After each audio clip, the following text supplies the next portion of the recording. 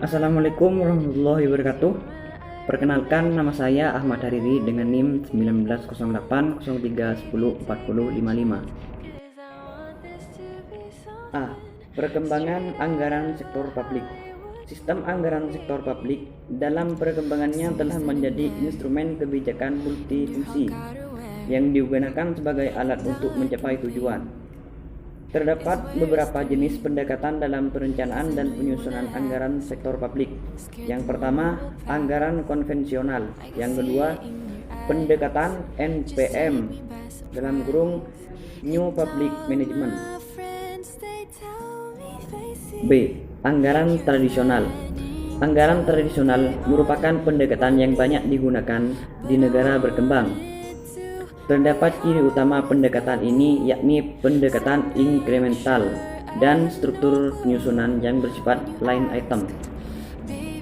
Ciri lain yang melekat dalam anggaran tradisional: sentralisis spesifikasi tahunan menggunakan prinsip bruto.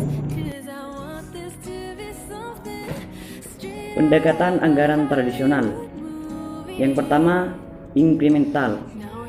Anggaran tradisional bersifat inkremental, yaitu hanya menambah atau mengurangi jumlah rupiah pada item anggaran menggunakan data tahunan sebelumnya untuk menyesuaikan besarnya penambahan tanpa dilakukan kajian mendalam. Yang kedua, line item. Ciri lain anggaran tradisional adalah struktur anggaran bersifat line item yang didasarkan atas sifat natur dari penerimaan dan pengeluaran.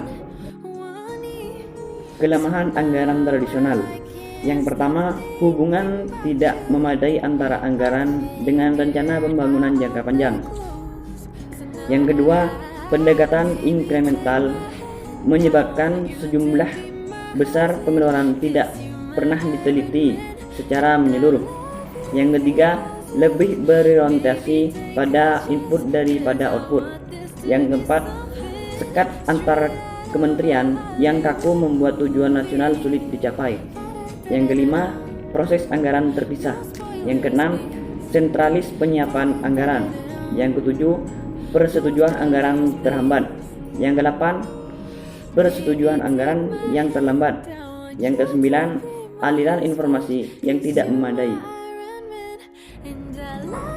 C. Anggaran publik dengan pendekatan NPM.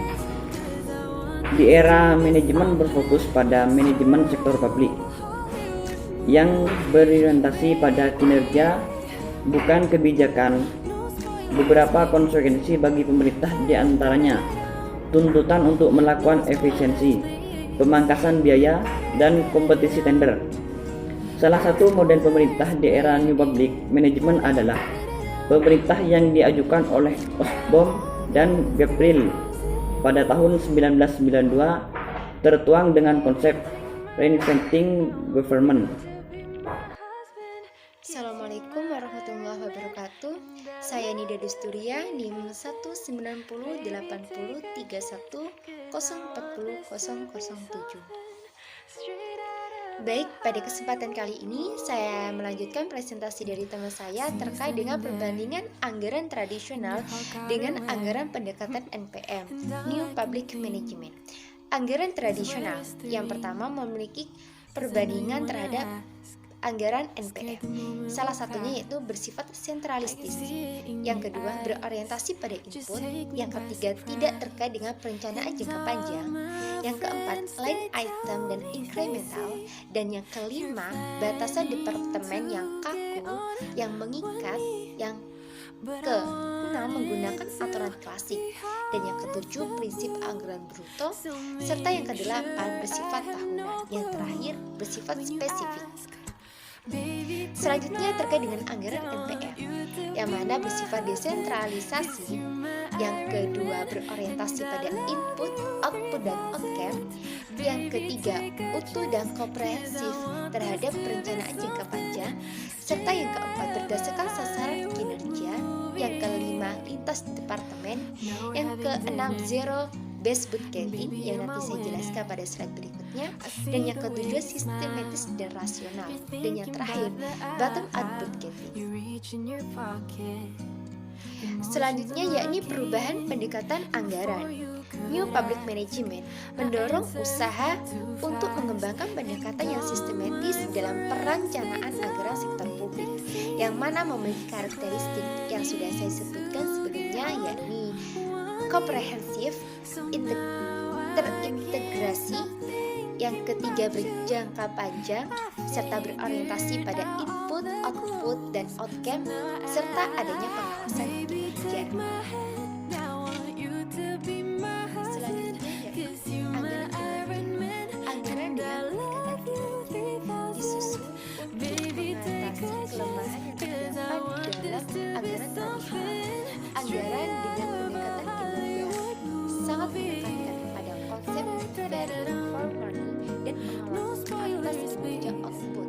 Sistem anggaran kinerja, kegiatan penyusunan tolak ukur kinerja sebagai instrumen untuk mencapai bahwa zero based budgeting terdiri dari karakteristik dalam anggaran NPM New Public Management, bahwa zero based budgeting atau lebih disingkat dengan SBB, konsep zero based budgeting dimaksudkan untuk mengatasi kelemahan yang pada sistem anggaran tradisional, yakni penentuan anggaran yang didasarkan pada kebutuhan saat ini. Selanjutnya yakni proses implementasi SBB. Yang pertama, identifikasi unit-unit keputusan. Yang kedua, penentuan paket-paket keputusan. Dan yang ketiga, mengevaluasi paket keputusan. Perkenalkan, nama saya Hilda, NIM 4044. Saya sebagai pemateri ketiga. Keunggulan dan kelemahan ZBB. Yang pertama, keunggulannya. 1. Menghasilkan alokasi sumber daya lebih efisien. Yang kedua, ZBB berfokus pada value for money. Yang ketiga, memudahkan identifikasi inefisiensi. Yang keempat, meningkatkan pengetahuan dan motivasi staf dan mengajar. 5. Meningkatkan partisipasi manajemen level bawah. Dan yang keenam, mendorong organisasi untuk selalu menguji alternatif aktivitas dan pola perilaku biaya. Kelemahan ZBB. Yang pertama, prosesnya memakan waktu. Yang kedua, ZBB cenderung menekankan manfaat jangka pendek. Yang ketiga, implementasi ZBB membutuhkan teknologi yang maju. Yang keempat, prosesnya mereview yang cukup melelahkan sehingga mempengaruhi keputusan. Yang kelima, memungkinkan kesan yang keliru dalam penstabilan keputusan yang masuk dalam anggaran.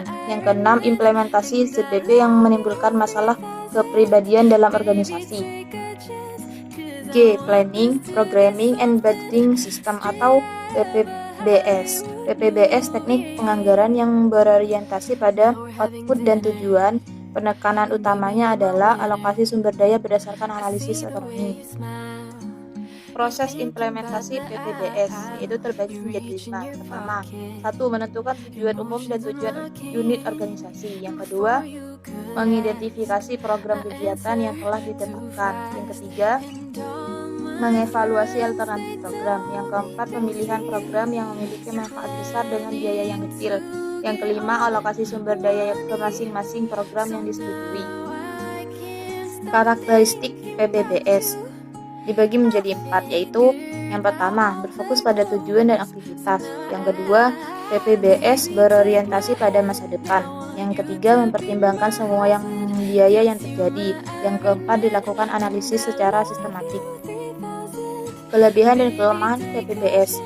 Kelebihan yang pertama, memudahkan dalam pendelegasian tanggung jawab. Yang kedua, dalam jangka panjang dapat mengurangi beban kerja. Yang ketiga, memperbaiki kualitas pelayanan dan lintas departemen, dapat meningkatkan komunikasi, koordinasi, dan kerjasama. Yang kekurangan, yang pertama, membutuhkan sistem informasi yang canggih. Yang kedua, implementasi PPBS dengan biaya yang besar. Yang ketiga, PPBS secara teori bagus tapi implementasinya sulit dilakukan.